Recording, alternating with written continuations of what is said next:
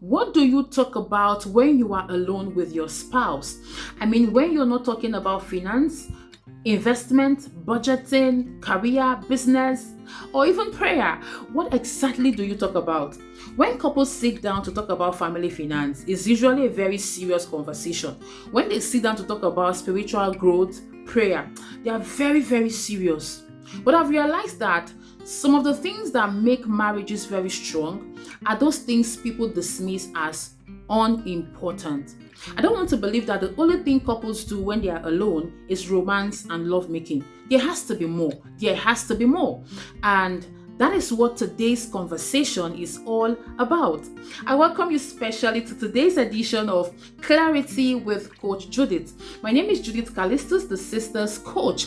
This is a safe space where we do have honest conversations about purpose, marriage, relationship, leadership, and life in general. Again, you're welcome. Marriages today complain about boredom so much. The husband says, my wife is not the talking type. She's very quiet. She likes staying on her own. She doesn't love gisting. And the wife says, my husband does not know how to gist. He's the very quiet type. Really? Is that true? Because, sir, you've seen your wife several times discussing with her friends and they stay for 1 hour, they are gisting, they are laughing, and you still think she's the quiet type. Ma, you've seen your husband several times on phone with his friends or his colleague, and they are talking and chatting and laughing so hard, and you still think he's the quiet type. Listen, your spouse may not really be the quiet type. The problem may just be that the both of you do not know what to talk about when you are alone.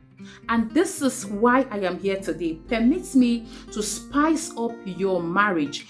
Permit me to, talk about those things that will make your husband always look forward to coming back home. Now, I'll be telling you 4 powerful things that you need to talk about when you are alone with your spouse. Now, these things are coined from the word love, Love. Number 1 is letter L, and it stands for lessons. When you are alone with your spouse, talk about the lessons life has taught you. I mean, this is what we do in our home every time. Talk about your experiences and the lessons you've learned from those experiences. Talk about your mistakes and the lessons your mistakes have taught you. Now, when you do this, it's most of the time it creates an atmosphere where both of you begin to learn from each other. Number 2 is letter O, and it stands for odd moments. Odd moments. Talk about the challenges you've been through. Talk about those adjustment periods in your marriage. Those times where the early years of your marriage, when you're trying to still adjust, you're trying to still know her, she's trying to know you and all of that. So many things happened. Some of them shook your marriage. Talk about them, right? Now, I'm going to tell you one of those things that happened during our adjustment period. We talk about it today and it's so funny. When we got married newly and it's time to go to bed, right? I will see myself, I'll be wearing, plenty clothes. I'm dressed up as if I'm going to a battle. I'm dressed up as if I'm going to church. Meanwhile, it's bedtime. And my husband is like, what's this? But me, I can't imagine myself not, wearing plenty clothes to sleep. That was me. That was during our adjustment period. Today we talk about it and it's so funny and we laugh. What is your own odd moment? Talk about them. These are the things that spice up marriages. Number 3 is letter V, and it stands for victories. Talk about the victories God has given to you. Talk about the unanswered prayer prayers that lingered, and then eventually God showed up. Talk about, those challenges that, it looked like it was not going to end, and God showed up for you and gave you victory. See, when you talk about these things, believe me, you will see yourself. You burst into tongues, you begin to thank God, both of you will hold your hands and begin to pray. I am telling you because I've experienced it. And this kind of conversations are not conversations of 20 minutes, 30 minutes, sometimes an hour plus, and you see yourself praying and glorifying God. You look at where you're coming from and where you are today. Talk about those things. And then lastly is E. E stands for everything. Talk about everything. Talk about the embarrassing moments. Your embarrassing moment. Talk about them. Talk about those mistakes. Talk about, just go ahead and joke. Laugh. Don't be too serious. Don't be too serious. You're too serious. That's why your home is very, very dry.